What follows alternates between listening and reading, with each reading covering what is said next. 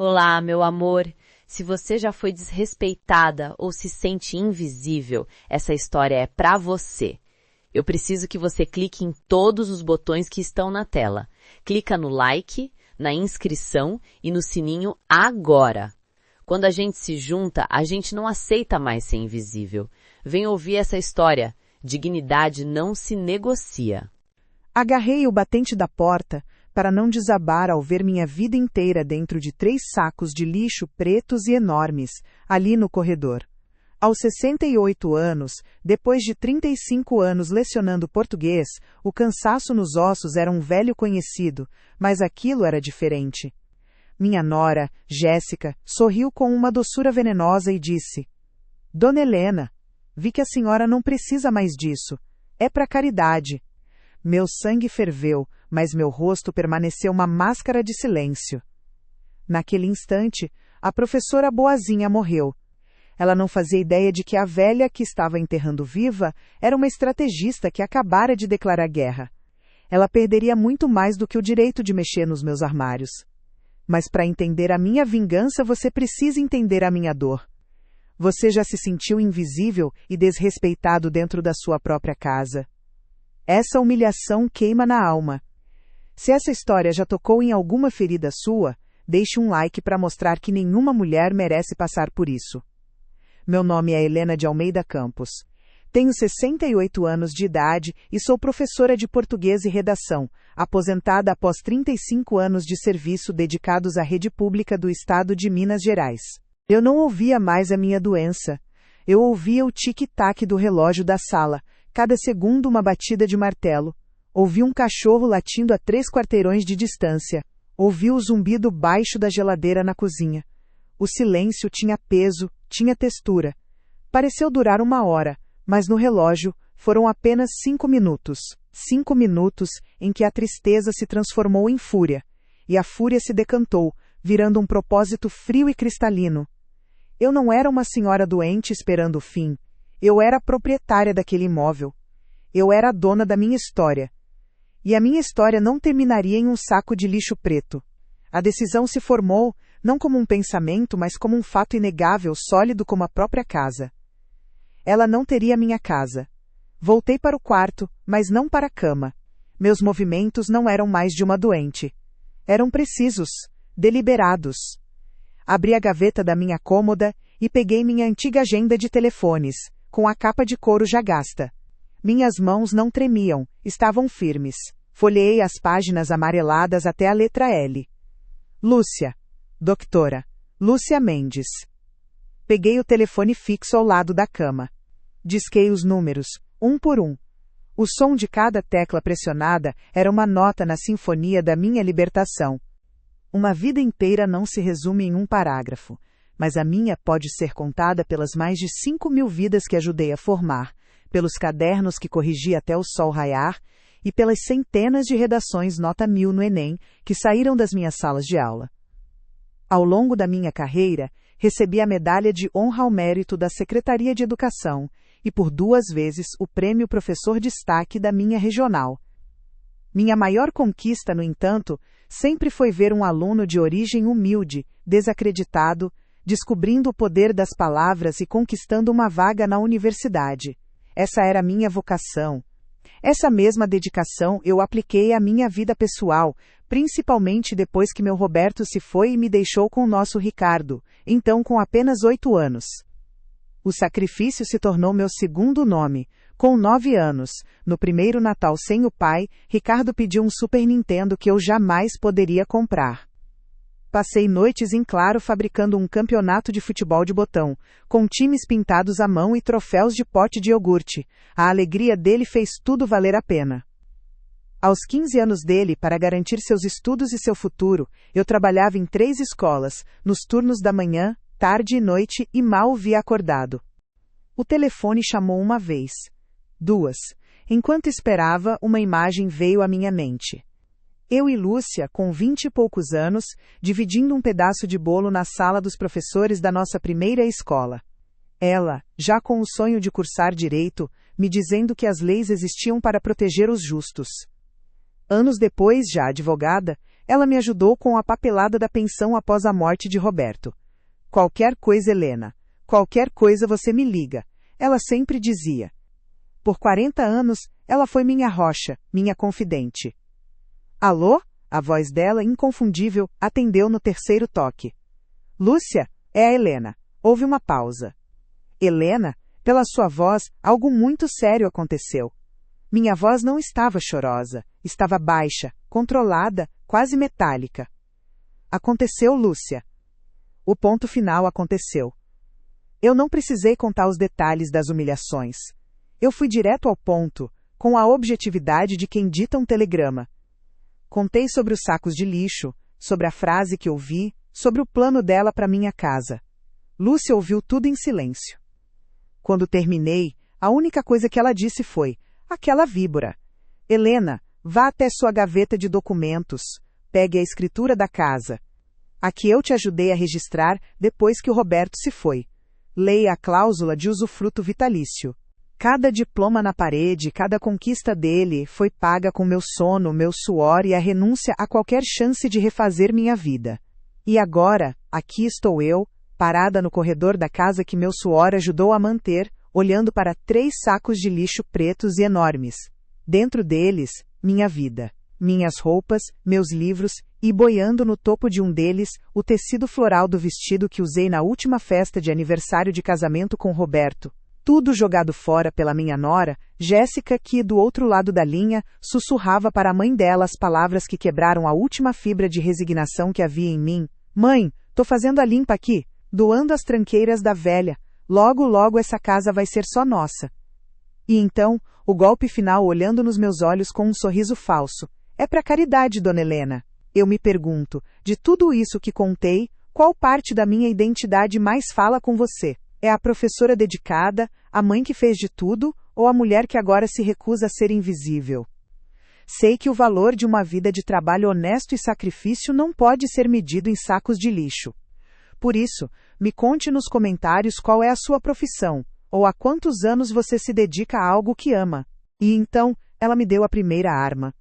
Helena, escute bem, essa casa é sua, apenas sua. Legalmente, Ricardo só teria direito a ela depois que você se fosse. Mas com essa cláusula, você pode fazer o que quiser com ela. Agora. Inclusive vendê-la amanhã de manhã se quiser. Você já chegou nesse ponto? Naquele momento em que a dor se transforma em força, e você diz basta? É preciso uma coragem imensa para traçar essa linha no chão, e decidir não recuar mais 1 centímetro. Me conta aqui nos comentários qual foi o seu momento de virada, qual foi a gota de água que te fez renascer. Quero conhecer a sua história de poder. A febre tinha baixado, mas um novo tipo de calor me consumia por dentro. Era uma chama fria, metódica. A Helena boazinha, a viúva resignada, havia sido descartada junto com minhas roupas naqueles sacos de lixo pretos. No lugar dela, renascia a professora de português, a mulher que passou 35 anos planejando aulas, organizando conteúdo e construindo argumentos. E o meu próximo projeto pedagógico seria a minha própria libertação. A primeira coisa que fiz, assim que minhas pernas ganharam firmeza, foi ir até o guarda-roupa de embuia que foi do meu casamento, o único móvel que Jéssica ainda não tinha sugerido trocar. Quero saber que não estou sozinha nessa jornada de quem constrói a vida com as próprias mãos. Mas antes de Jéssica, antes mesmo da viuvez, houve um tempo em que esta casa não era um prêmio a ser conquistado, mas um santuário. Houve um tempo em que ela era cheia de risadas e do cheiro de felicidade.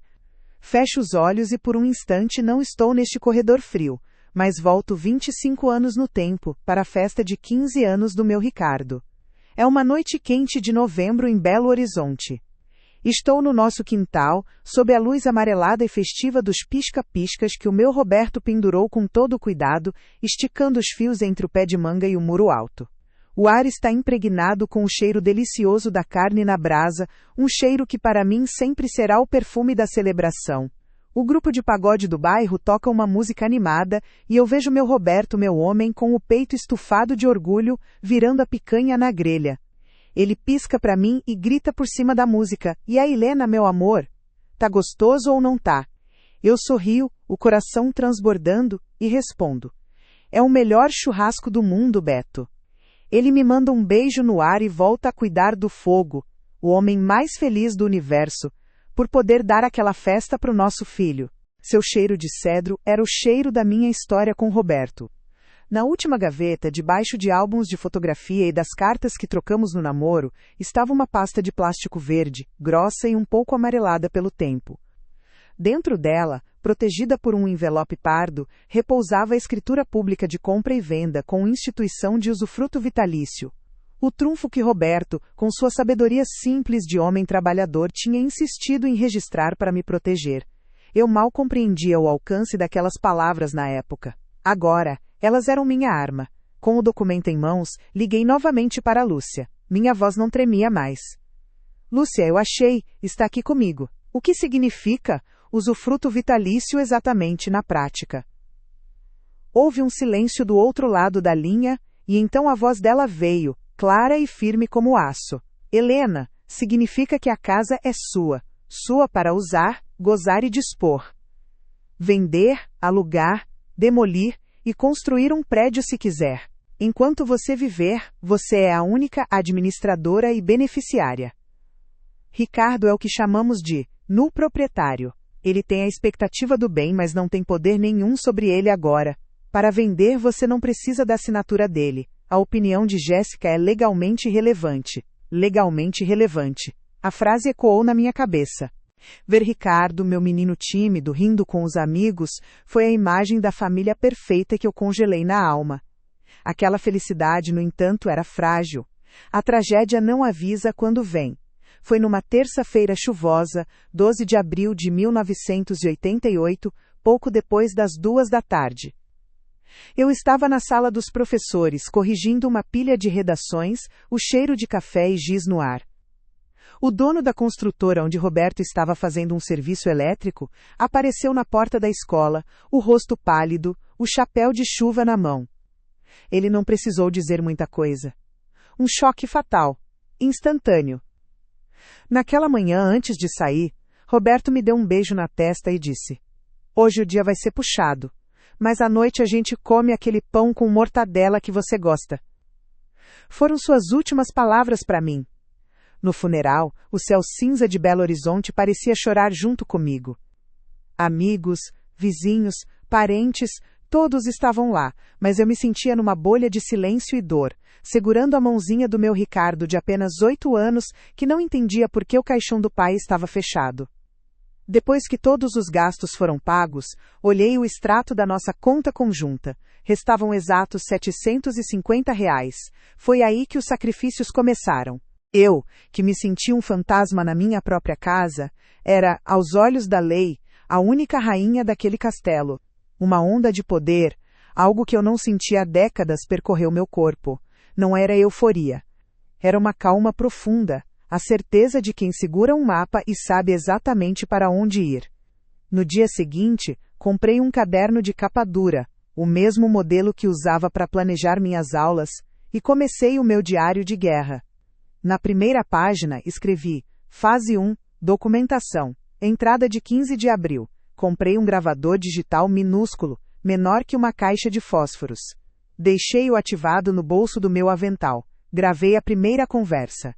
Jéssica falando com Ricardo ao telefone. Amor, sua mãe está com mania de perseguição. Ela acha que eu quero o mal dela. Relaxa, é só a idade. A frieza dela me deu náuseas, mas senti uma satisfação sombria ao apertar o botão de salvar. Eu tinha a primeira prova.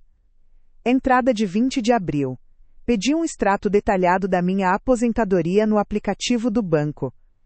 Descobri que nos últimos 2 meses, Jéssica usou meu cartão de débito para comprar R$280,00 em cápsulas de café gourmet e pagar uma assinatura mensal de R$99,90 de um serviço de streaming que eu nem sabia que existia. Uma semana depois do enterro, entrei numa joalheria no centro da cidade e vendi meu anel de noivado e um cordão de ouro que Roberto me deu. O peso da aliança saindo do meu dedo foi como uma segunda morte, mas com o dinheiro, paguei a conta de luz atrasada e fiz uma compra de supermercado que encheu a despensa. Ricardo nunca percebeu que as joias da mãe tinham sumido. Para garantir seus estudos, dobrei minha carga de trabalho. Peguei aulas de manhã, de tarde e à noite em 3 escolas diferentes. Chegava em casa exausta, a cabeça doendo, e ainda corrigia provas até as 2 da manhã, movida a café forte. Ricardo via a mãe sempre trabalhando, mas nunca soube que eu chorava de cansaço no chuveiro. E claro, abri mão de mim. Um colega professor, um homem bom e viúvo também, me chamou para sair uma vez. Recusei com delicadeza. Meu coração e minha vida já tinham um dono, a missão de ser pai e mãe para o meu filho.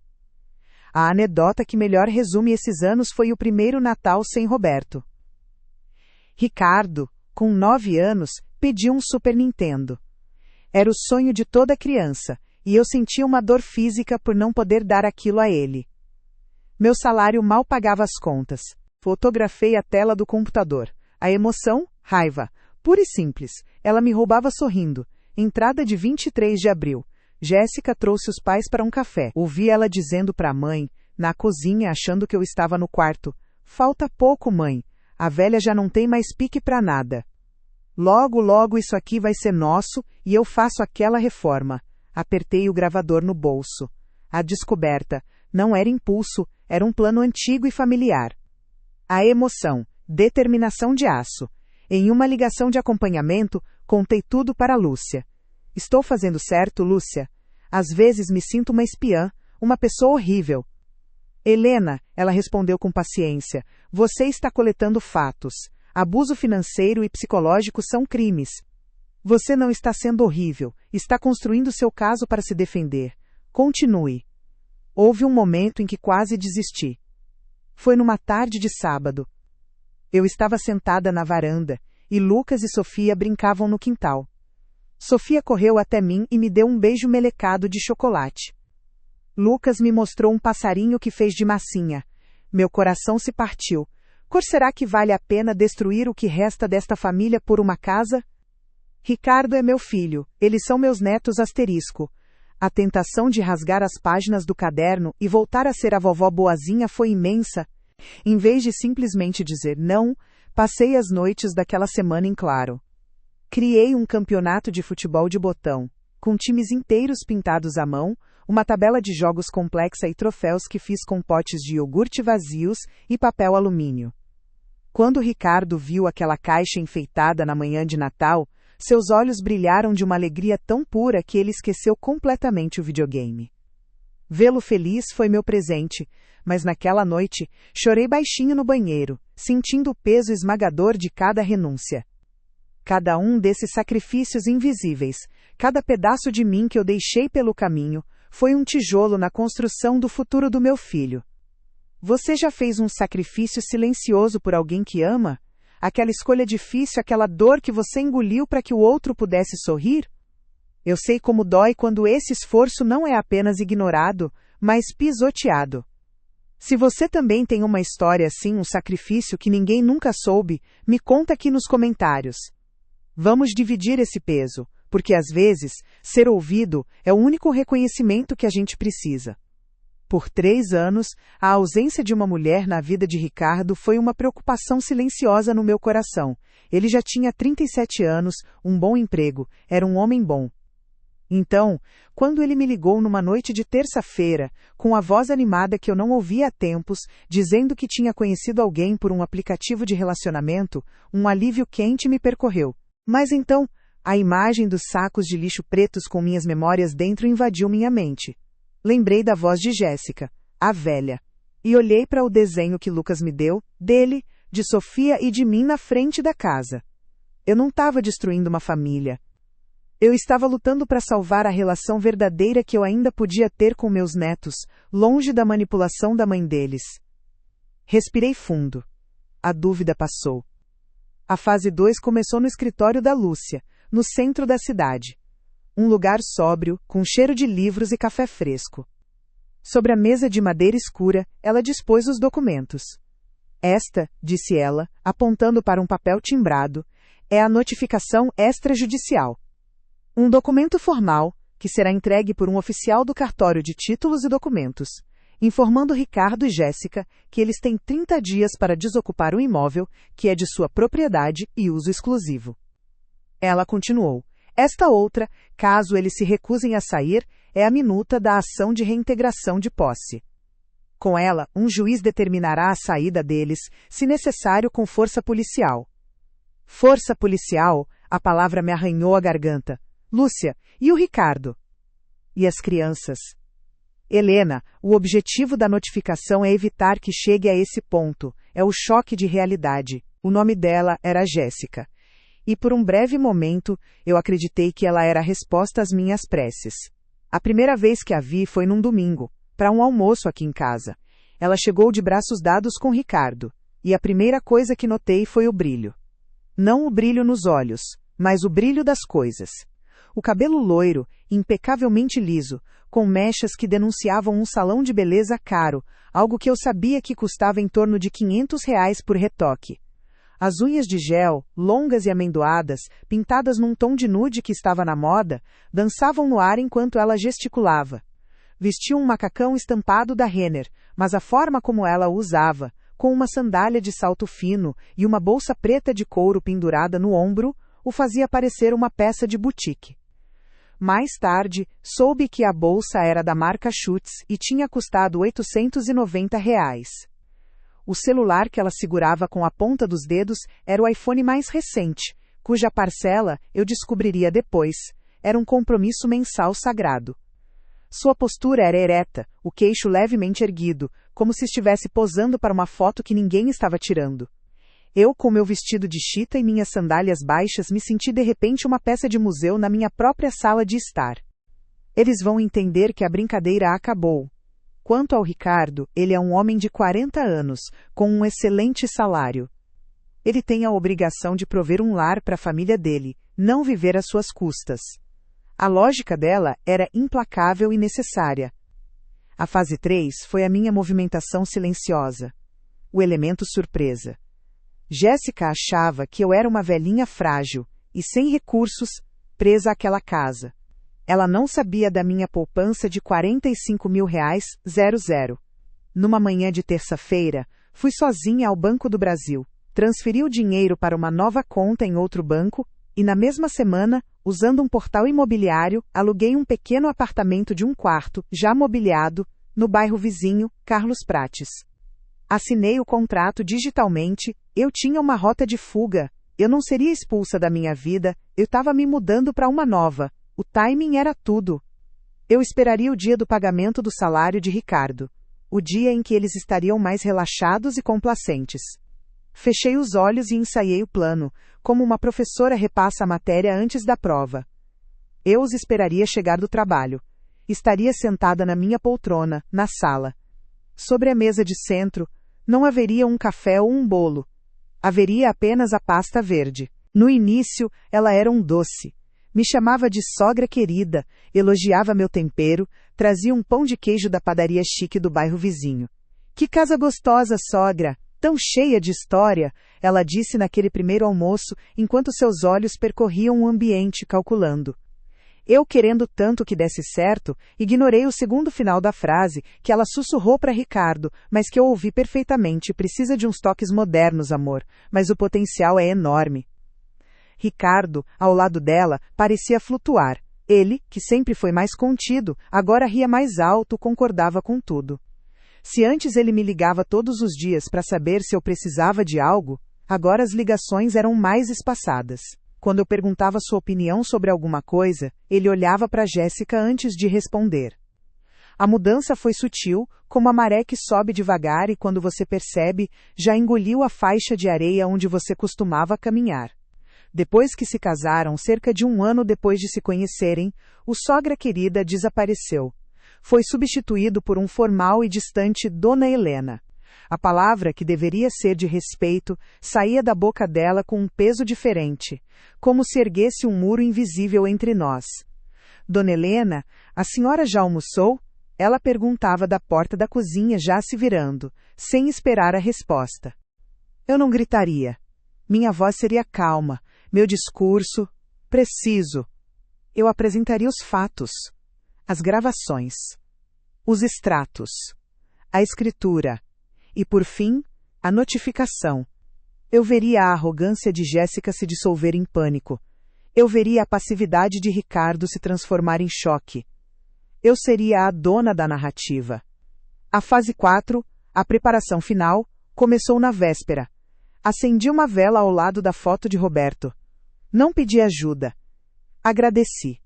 Obrigada, meu amor. Você cuidou de mim até depois de partir. Agora, eu termino o serviço. A última ligação para Lúcia foi curta. Está pronta? Ela perguntou. Eu nasci pronta, Lúcia. Só não sabia, respondi. Não dormi naquela noite. Não por ansiedade, mas por uma vigília serena. Repassei cada sacrifício, cada humilhação. Não para sentir pena de mim, mas como combustível. Cada lembrança era um tijolo no muro da minha resolução. Na manhã do dia D, abri meu guarda-roupa e não peguei um vestido floral ou um conjunto de ficar em casa. Escolhi uma calça de alfaiataria preta e uma blusa de seda azul marinho, de mangas compridas. Roupas que não usava há anos. Me olhei no espelho. Não era a Helena frágil. Era a dona Helena de Almeida Campos, professora, proprietária e, finalmente, senhora de si. O palco está montado. Era uma pergunta que não queria saber, apenas cumprir um protocolo. Eu tentava me adaptar. Dizia a mim mesma que era o jeito dos jovens, que eu não podia esperar que meu filho vivesse grudado na minha saia para sempre. Por é natural, Helena, por, eu repetia para meu reflexo no espelho do banheiro. Por, você está sendo implicante e ciumenta. Deixe o menino ser feliz, asterisco. Eu me encolhia para que eles pudessem caber. Diminuía minha voz para que a dela soasse mais alta. Abria mão dos meus pequenos rituais para não atrapalhar a nova rotina que ela impunha. Mas, no silêncio do meu quarto, eu sentia um frio na espinha. Era o pressentimento de que a casa que Roberto construiu com tanto suor não estava apenas ganhando uma nova moradora. Estava ganhando uma nova dona. E essa dona não era eu. Você já sentiu que a chegada de uma pessoa nova na sua família mudou toda a dinâmica de forma negativa? É uma sensação terrível porque muitas vezes envolve alguém que amamos muito. Aceitar que um relacionamento importante está se transformando para pior é uma das coisas mais difíceis. Me conta aqui nos comentários, você já passou por isso? Quais foram os primeiros sinais de alerta que você, talvez por amor, escolheu ignorar? A primeira rachadura na minha paciência apareceu num sábado à tarde, cerca de um mês depois que eles se instalaram de vez. A casa está em silêncio, aguardando a chegada deles. A professora está pronta para dar a aula mais importante da sua vida. Você está ansioso pelo confronto que está por vir? Se você acredita que a dignidade não tem preço e que a justiça precisa ser servida com inteligência e firmeza, deixe o seu like. Não é só um clique. É o seu voto de confiança no meu plano. É a sua torcida para que Helena finalmente retome o controle da sua própria história. Naquela manhã, eu não era a viúva Helena. Eu era a professora Helena de Almeida Campos se preparando para a aula mais importante de sua vida. O primeiro passo foi a vestimenta. Abri meu guarda-roupa, ignorando os vestidos florais e as blusas de malha que Jéssica considerava roupa de velha. Escolhi, com a precisão de quem seleciona o material didático para uma prova final, uma calça de alfaiataria preta, que não usava há anos, e uma blusa de seda de manga comprida, em um tom de azul profundo. Cada peça era uma armadura. A calça, a firmeza. A blusa, a calma. Nos pés, sapatos fechados de salto baixo e quadrado. Sapatos de quem precisa ficar de pé por muito tempo, com estabilidade. O segundo passo foi o ambiente. A sala de estar, antes um ninho de memórias desordenadas e bibelôs impostos por Jéssica, agora parecia um gabinete de diretora. Eu estava na cozinha, o coração um pouco mais leve do que o usual. O sol da tarde entrava pela janela, dourando o pó que dançava no ar e aquecendo o piso de cerâmica. Eu folheava meu caderno de receitas antigo, com as páginas amareladas e manchadas de gordura, pensando em fazer o pão de queijo que Roberto tanto amava. O cheiro de café passado ainda pairava no ar, um aroma de normalidade, de casa. Foi quando Jéssica entrou, carregada de sacolas de uma loja de departamento. Ela as depositou na mesa com um baque surdo. De dentro, tirou um jogo de panelas vermelhas, brilhantes, com cabos de silicone. Eram bonitas, eu tinha que admitir, mas frias, impessoais. Sem me dizer nada, ela abriu os armários. Ouvi o som metálico e familiar das minhas panelas de ágata azul, herança da minha mãe, sendo arrastadas. Ela subiu num banquinho e, com esforço, as empurrou para a prateleira mais alta, um lugar que eu só alcançaria com uma escada. Em seguida, com um sorriso de triunfo, arrumou o jogo novo no espaço agora vazio. Só então ela se virou para mim. Sua voz era melosa, falsamente solícita. Prontinho, dona Helena. Assim fica mais moderno, né? E mais prático. Ela fez uma pausa inspecionando seu trabalho. A senhora quase não usa mais essas panelas velhas, não é verdade? Eu havia removido todas as almofadas coloridas do sofá, todos os porta-retratos com fotos recentes, todas as revistas de decoração dela. Deixei apenas o essencial. O sofá, limpo e austero. 2 poltronas posicionadas de frente para a porta, como se esperassem um arguido. Entre elas, uma pequena mesa de centro de madeira, sobre a qual repousava apenas um objeto, uma pasta de couro preta, a mesma que usei por 30 anos para carregar provas e diários de classe. Dentro dela, a minha liberdade. O terceiro passo foi convocar minha testemunha. Doutora. Lúcia chegou pontualmente às 14h, vestida com um taier cinza chumbo, a personificação da autoridade serena. Ela não era apenas minha advogada, era a amiga que viu meus sacrifícios e que agora estava ali para garantir que minha voz não falhasse. Pedi que se sentasse na poltrona à minha direita, um apoio silencioso e inabalável. Os últimos minutos de espera foram uma tortura calculada. Meu coração batia como um tambor de escola de samba se aproximando da avenida, um ruído surdo dentro do meu peito. Minhas mãos estavam geladas, e eu as esfregava discretamente na calça preta. Você consegue, Helena.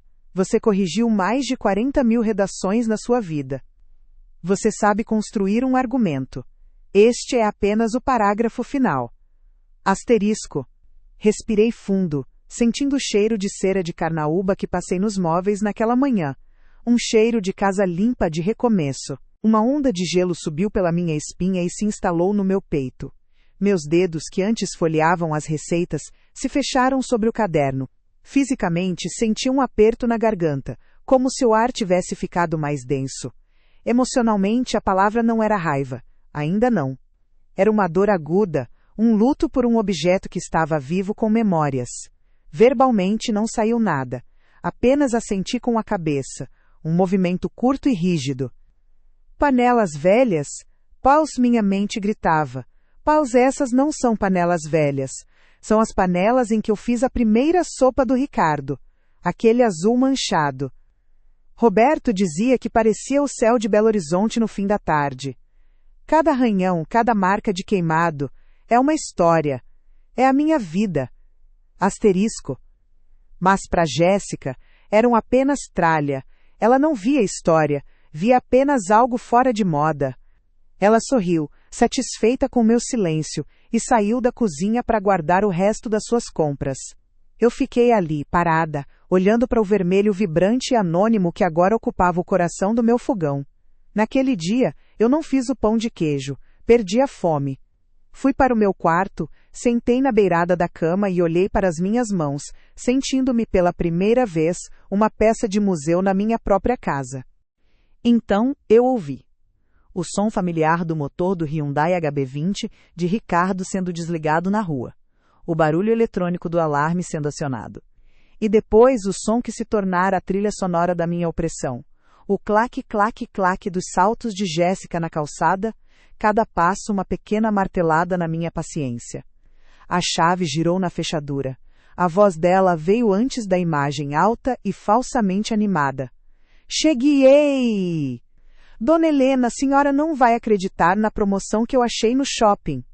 A porta se abriu. Jéssica entrou, segurando uma sacola da Renner, o sorriso largo no rosto. Ela parou no meio do passo. Seu olhar varreu a sala. Vi a cronologia da sua percepção em tempo real. Primeiro, a estranheza com a ausência das almofadas. Depois, o reconhecimento de Dra. Lúcia, que a fez franzir a testa. Por fim, seu olhar pousou nas 3 caixas de papelão empilhadas discretamente perto da estante. O sorriso dela não desapareceu, ele congelou, uma máscara de alegria que se quebrou em 1000 pedaços invisíveis. Seus ombros, antes relaxados, enrijeceram. O que é isso? Ela perguntou, a voz perdendo todo o calor. Ela apontou com o queixo para as caixas. Aquela foi a minha deixa, a primeira bomba. Mantive minha voz no mesmo tom que usava para ditar uma questão de prova, neutro e irrefutável. São as minhas coisas, Jéssica. A segunda humilhação, 2 semanas depois, foi mais cruel porque foi pública. Era o aniversário de 4 anos da minha neta, Sofia. A casa estava cheia, o quintal decorado com balões da galinha pintadinha. Eu havia acordado às 6 da manhã, animada. Para mim, festa em família era sinônimo do meu bolo de fubá com goiabada. Era a minha assinatura, o meu carinho em forma de comida. A massa cresceu fofinha. O cheiro de erva doce e canela se espalhou por todos os cômodos. Quando o bolo saiu do forno, dourado e perfeito, eu o coloquei na minha boleira de vidro, a mesma que usei em tantos aniversários do Ricardo. Com o coração cheio de uma alegria simples, atravessei a sala e fui para o quintal, onde os convidados conversavam.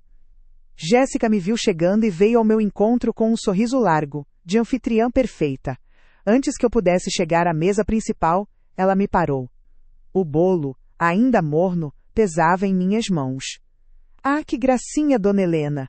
Ela disse em voz alta o suficiente para que os tios e primos próximos ouvissem. Ficou lindo.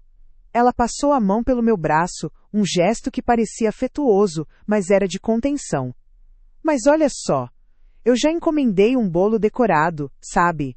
De pasta americana, 3 andares, com o tema da festa. Estou de mudança! Ela soltou uma risada curta e incrédula. Mudança? Mudança para onde, Dona Helena? A senhora pirou? Deixe de brincadeira. Ela deu um passo à frente, tentando retomar o controle, a normalidade. Anda, vamos guardar essas compras, depois a gente desfaz essa bagunça. Foi quando lancei a segunda bomba, mais profunda, o abalo sísmico que derrubaria suas fundações. Eu não estou brincando, eu vendi a casa. A negação dela foi visceral. Vendeu? A senhora não pode ter vendido a casa. Essa casa é do Ricardo, é a herança dele. A senhora não tem esse direito. Sua voz subiu, tornando-se estridente. Ela se virou para minha amiga. A senhora é advogada, não é? Diga para ela que ela não pode fazer isso, doutora. Lúcia, com uma calma glacial, abriu a pasta de couro sobre a mesa. Ela retirou um documento e o deslizou sobre a madeira polida. A evidência. Jéssica, esta é a escritura pública de compra e venda com instituição de usufruto vitalício. O falecido marido de Helena fez questão de registrar essa cláusula. Significa que a casa é e sempre foi propriedade exclusiva dela, e ela tem o pleno direito de dispor do bem como e quando quiser, sem precisar da autorização de ninguém, nem mesmo do filho. A postura de Jéssica mudou instantaneamente. É aquele ali. Ela apontou para um monstro de açúcar azul e amarelo no centro da mesa. Então, baixou um pouco a voz, mas o tom de desprezo era nítido. Pode deixar esse na cozinha. A gente come depois, se sobrar. Meu sorriso congelou. Meus braços, de repente, pareceram fracos, e a boleira de vidro pareceu pesar 1 tonelada. A humilhação me atingiu como um tapa no rosto, quente e vergonhosa. Vi de relance o rosto de uma prima de Ricardo, que desviou o olhar, constrangida. Procurei meu filho no meio das pessoas. Ele estava rindo de algo que um amigo dizia. Nossos olhos se cruzaram por um segundo. Ele viu a cena, viu o bolo nas minhas mãos e o sorriso forçado de Jéssica. Mas ele apenas deu um aceno vago e voltou para sua conversa. A omissão dele doeu mais do que as palavras dela. Ah, claro, murmurei, a voz um fiapo. Eu não sabia. Por se sobrar. A pergunta ecoava dentro de mim, mas agora vinha acompanhada de outra. Por quê? Por que ela faz questão de me diminuir? Asterisco. Dei meia volta e fiz o caminho de volta para a cozinha, sentindo dezenas de olhares nas minhas costas. Coloquei o bolo na pia. Ele ficou ali, intocado, durante toda a festa. Naquela noite, enquanto eu lavava a louça e via os pedaços do bolo de pasta americana sendo jogados no lixo, eu entendi. A agressividade deu lugar a um pânico mal disfarçado. Ela passou do ataque para a defesa em um piscar de olhos. Mas ainda havia uma última cartada. A terceira bomba, a detonação final. Jéssica, já com os olhos marejados, tentou a última manipulação. E os seus netos, dona Helena? A senhora vai tirar o teto dos seus netos? Do Lucas? Da Sofia? Vai jogar sua família na rua por um capricho? Eu a encarei, a imagem do desenho de Lucas, ele e eu de mãos dadas em frente àquela casa, queimando na minha mente. Meus netos terão um teto, Jéssica. Só não será este. E eu nunca mais serei um capacho debaixo dele. Mas para quem a senhora vendeu? Isso não pode ser real. A gente desfaz, a gente paga qualquer multa. O Ricardo, ela balbuciava, procurando uma saída, uma brecha. Já está resolvido, eu disse no momento exato em que a campainha tocou. Levantei-me, minhas pernas firmes, fui até a porta e a abri. Do lado de fora, um casal jovem na faixa dos 30 anos segurava a mão de uma menina que devia ter a idade de Sofia. Eles sorriam, ansiosos. Olhei para eles, e depois para a sala, onde Jéssica me observava, paralisada. Minha voz saiu clara como cristal. Sejam bem-vindos. Aquele bolo de fubá, esquecido e rejeitado, foi a prova de que o meu afeto e o meu lugar naquela família estavam sendo deliberadamente apagados. Qual dessas duas humilhações foi mais difícil de ler para você? A invasão silenciosa do espaço pessoal ou a desqualificação pública do afeto? Eu sei, a raiva que sobe é quase incontrolável, a gente sente o gosto amargo na boca. Me conta nos comentários, qual tipo de desrespeito dentro da família você acha mais intolerável? É quando mexem com as suas memórias, com os objetos que contam a sua história, como as panelas? Ou é quando invalidam seu esforço e seu carinho na frente de todo mundo, como aconteceu com o bolo? Quero muito saber onde, para você, está a linha que nunca jamais pode ser cruzada. A linha que defende a nossa dignidade. Depois do episódio do bolo, uma casca fina de gelo se formou sobre a rotina da casa.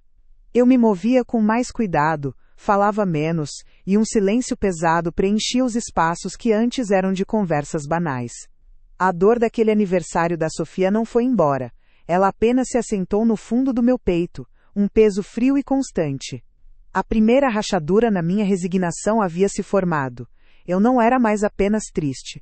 Eu estava começando a ficar atenta. Podem entrar. A casa é de vocês. O colapso de Jéssica foi total e silencioso. Ela não gritou. Ela simplesmente desabou na poltrona como uma marionete cujos fios foram cortados. O ar saiu de seus pulmões num chiado. O rosto se contorceu e as lágrimas começaram a escorrer, grossas e rápidas, manchando a maquiagem cara. Ela cobriu o rosto com as mãos, os ombros tremendo violentamente. A bolsa da Chute, de R$ 890, escorregou de seu colo e caiu no chão com um baque surdo. O silêncio que se seguiu foi pesado, preenchido apenas pelos seus soluços abafados. Durou o que pareceu uma vida inteira. Doutora. Lúcia permaneceu em pé ao meu lado, uma sentinela. Sua presença uma validação tácita de cada decisão minha. O jovem casal na porta desviou o olhar, constrangido, mas sem recuar. Finalmente, Lúcia quebrou o silêncio. Sua voz era profissional, mas sem crueldade. Jéssica, os novos proprietários estão aqui. Acho que está na hora de você ir. Ela não se moveu, continuou chorando. Tive que dar a ordem final. A frase de poder que eu ensaiei por noites a fio. Olhei para a figura encolhida no meu antigo sofá e disse, sem ódio, apenas com a finalidade de um ponto final em uma redação. Acabou, Jéssica. Saia da minha casa. A terceira humilhação veio no Dia das Mães.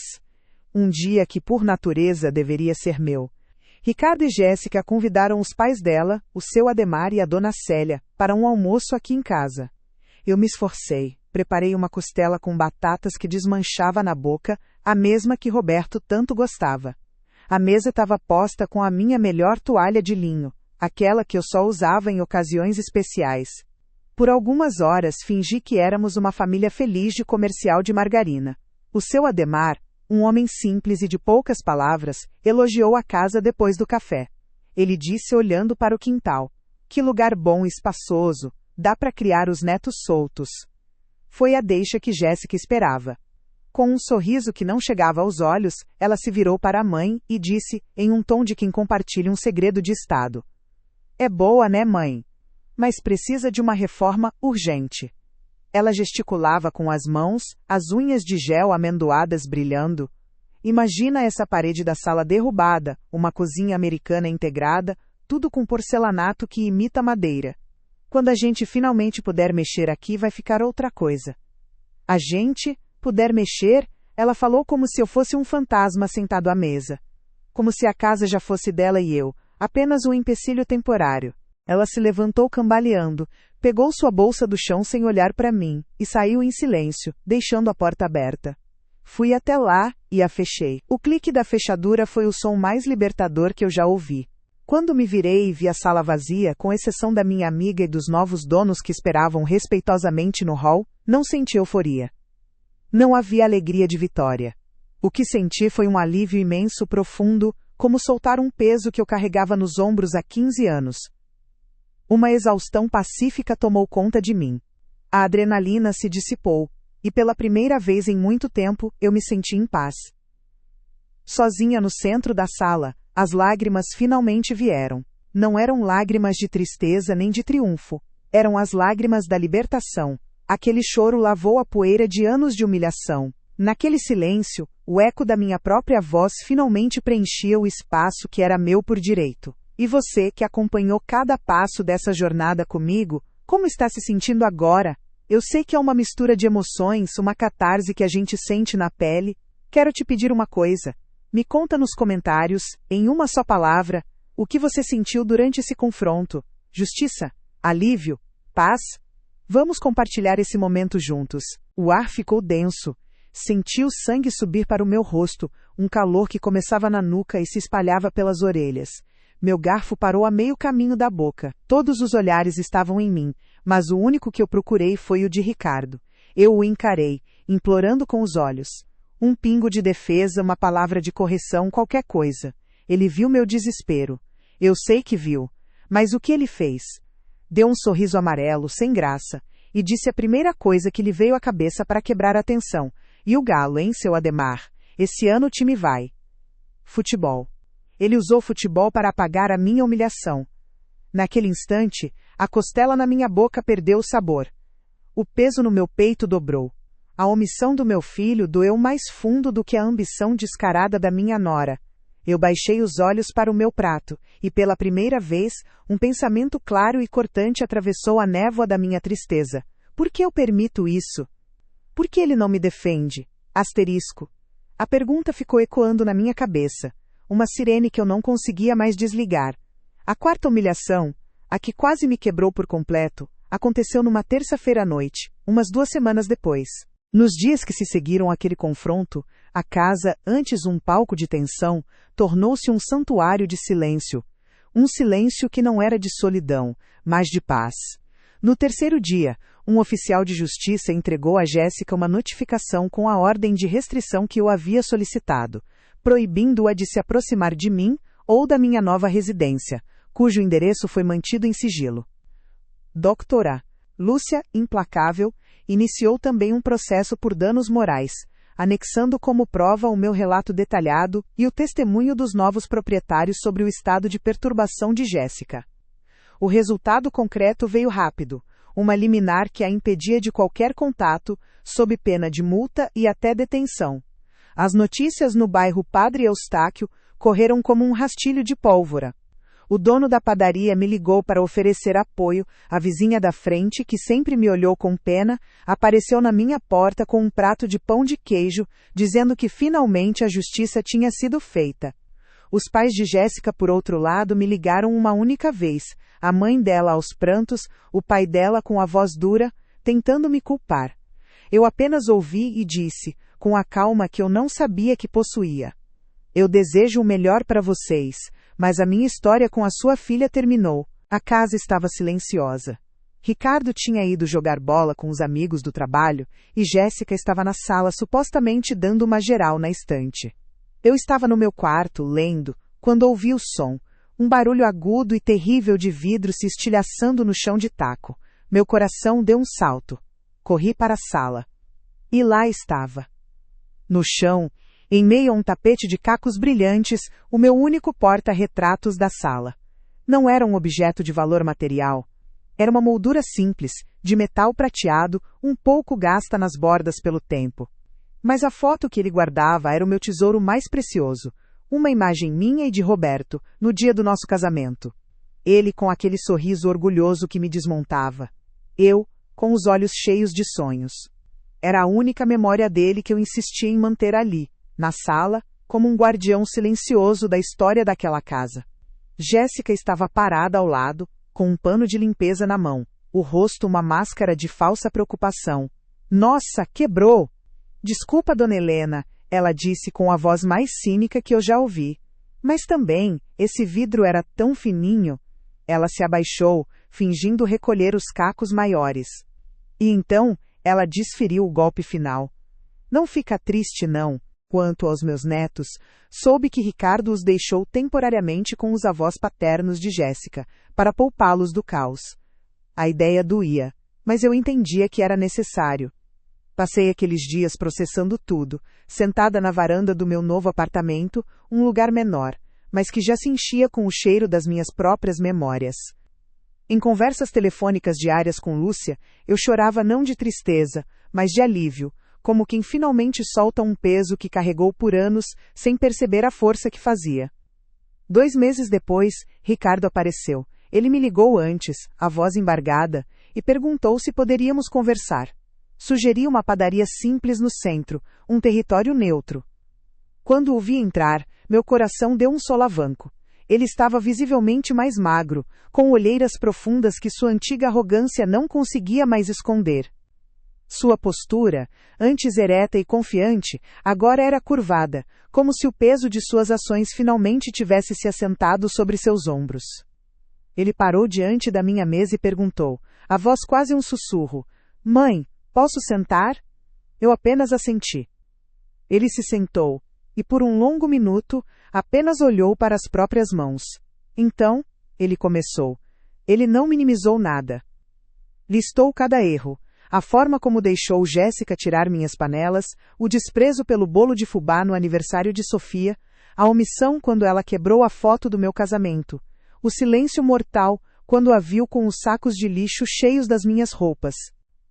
A gente compra um porta-retrato digital para a senhora, sabe? Cabe um monte de foto nova, dos netos. Não precisa ficar presa nessa coisa antiga. Presa. A palavra explodiu dentro de mim. Presa ao meu amor, à minha história, ao homem que construiu aquela casa com as próprias mãos. Senti uma onda de fúria subir pela minha espinha, tão quente e violenta que minhas mãos se fecharam em punhos, as unhas cravando na palma. Um tremor incontrolável tomou conta do meu corpo. Eu dei um passo à frente, a boca se abrindo para soltar um grito que estava entalado na minha garganta há 3 anos. Eu ia dizer tudo, ia mandá-la embora, ia expor sua crueldade, mas então olhei para a foto no chão. O rosto sorridente de Roberto, agora exposto e vulnerável em meio aos destroços. E eu me contive. Foi o esforço mais hercúleo da minha vida. Senti os músculos da minha mandíbula doerem de tão travados. Engoli o grito, transformando-o num nó físico, doloroso, na garganta. Uma única lágrima de raiva pura escapou, e eu a sequei com as costas da mão, um gesto brusco, quase violento. Eu não podia dar a ela o prazer de me ver perder o controle. Não ali. Não daquele jeito. A professora de redação dentro de mim sussurrou, pôr um argumento precisa de estrutura, Helena. Ele disse, eu falhei, mãe. Eu fui um covarde. Eu vi tudo, cada pequena crueldade, e escolhi o conforto do meu casamento em vez da dignidade da mulher que me deu a vida. Eu entendo de verdade, se a senhora nunca mais quiser me ver. Ele me contou que já tinha feito mudanças. Pediu demissão da empresa de TI e aceitou um cargo com salário menor, de R$ 5.500, em uma startup, para recomeçar. Alugou uma kitnet no bairro Carlos Prates, longe da influência da família de Jéssica. Ele disse que começou a fazer terapia toda quarta-feira e se comprometeu a me enviar R$ 500 todos os meses, não como pagamento, mas como um gesto simbólico de cuidado. Eu o ouvi sem interromper, deixando a dor vir à tona. Eu disse: Ricardo, o que mais doeu não foram as ações dela. Foi a sua omissão. Cada vez que eu olhava para você esperando um filho e encontrava um estranho, um pedaço de mim morria. A sua covardia foi a faca que mais cortou. Estabeleci minhas condições. Se vamos reconstruir algo, será nos meus termos. Você virá na minha casa quando eu convidar. Respeitará minhas decisões sem questionar. E nunca, jamais colocará qualquer pessoa acima do respeito que me deve. Vi uma lágrima escorrer pelo rosto dele, a primeira que eu via desde que era menino. A raiva pura é apenas barulho. Asterisco. Respirei fundo, o ar arranhando meu peito, e disse com uma voz que mal reconheci como minha, fria e baixa: Deixe. Eu limpo. Naquela noite, enquanto juntava cada caco de vidro e resgatava a fotografia manchada, a tristeza havia desaparecido por completo. No lugar dela, havia apenas um vazio gelado e uma clareza assustadora. Aquilo não era mais sobre desrespeito, era uma guerra de extermínio contra a minha existência. E eu, finalmente, estava pronta para lutar. Eu te pergunto, você conseguiria manter o controle numa situação dessas? É preciso uma força que a gente nem sabe que tem, para não gritar, para não colocar tudo a perder num único segundo de fúria cega. É preciso uma dignidade de aço. Se você, como eu, acredita na força silenciosa de quem aguenta o tranco sem se quebrar, se inscreva no canal. Cada inscrição é um voto de confiança em histórias como a minha, de pessoas que, mesmo sob a mais dura pressão, se recusam a deixar que os outros escrevam o seu ponto final. A gripe começou na segunda-feira, com um arranhão na garganta e um cansaço que atribuía ao tempo. Na terça, acordei com o corpo moído, como se um trator tivesse passado sobre mim durante a noite. Os ossos doíam. Ele apenas concordou com a cabeça. Havia uma abertura ali, uma pequena fresta de luz. Hesitante, estendi minha mão sobre a mesa. Ele a segurou com as duas mãos, como um náufrago se agarra a um pedaço de madeira. Ficamos assim, em silêncio. Ao nos levantarmos, ele me perguntou se podia me dar um abraço. Eu hesitei, meu corpo ainda guardava a memória da traição. Mas então eu cedi. O abraço foi desajeitado no início. Depois se tornou um soluço contido no meu ombro. E eu, pela primeira vez em muito tempo, senti o meu filho de volta. 6 meses se passaram. Hoje, eu vivo em um apartamento de 2 quartos no bairro Floresta, em Belo Horizonte. As paredes são brancas, decoradas com minhas próprias pinturas e fotos dos meus netos. Da janela da sala vejo o topo das árvores e sinto o cheiro de lavanda e bolo de laranja que agora perfumam o meu lar. Minha rotina é minha. Acordo às 7, faço minha caminhada, tenho aulas de italiano às terças e o clube do livro às quintas. Minha paz tem um cheiro, o cheiro de terra molhada depois de uma longa seca. Ricardo cumpre sua palavra. Ele almoça comigo todos os domingos. Às vezes, apenas sentamos na varanda em silêncio, lendo o jornal. A febre começou a subir lentamente. Um calor que vinha de dentro e deixava minha pele fria e úmida. Tentei me cuidar. Fiz um chá de limão com mel, tomei um antitérmico que encontrei na gaveta do banheiro. Jéssica me viu na cozinha arrastando os pés e disse sem tirar os olhos do celular: Nossa, dona Helena, a senhora pegou um resfriado, vê se não passa pra gente, hein? Não houve a senhora quer alguma coisa? Não houve um copo de água oferecido? Eu estava sozinha, doente na minha própria casa. Na quarta-feira, a febre chegou aos 38,5. O mundo parecia balançar, e o caminho do meu quarto até o banheiro se tornou uma maratona. Cada passo era um esforço monumental, o zumbido nos meus ouvidos era constante. Eu estava frágil, vulnerável, e foi exatamente nesse momento que ela decidiu atacar. Eu estava deitada, encolhida sob o cobertor, em um estado de sonolência febril, quando ouvi o barulho. O som inconfundível de sacos de lixo, grandes e grossos, sendo arrastados pelo corredor de madeira. Um som áspero, um som de descarte. Forcei meu corpo a se levantar. A cabeça girou, pontos pretos dançaram na minha visão. Apoiei-me na parede fria, usando-a como guia. Cada passo era uma agonia. Ele consertou meu chuveiro, instalou prateleiras e, no último fim de semana, me ajudou a montar um quebra-cabeça de 500 peças com Lucas e Sofia. As feridas ainda estão lá, finas como linhas de cabelo, mas a confiança está sendo reconstruída, tijolo por tijolo, com ações, não palavras. Jéssica, soube por terceiros, voltou para Divinópolis. Mora com os pais e trabalha como caixa de supermercado. Ela tentou ligar para Ricardo uma vez, chorando, pedindo para voltar. Ele apenas respondeu que o casamento deles havia acabado no dia em que ela desrespeitou a mãe dele, e desligou. Meus netos estão comigo nos fins de semana. Outro dia, Sofia me ajudou a fazer um bolo de fubá, suas mãozinhas sujas de farinha, e disse: "Vovó, seu bolo é o melhor do mundo." Naquele momento, eu soube que tinha feito a escolha certa. Eu aprendi que um lar não é feito de tijolos, mas de dignidade.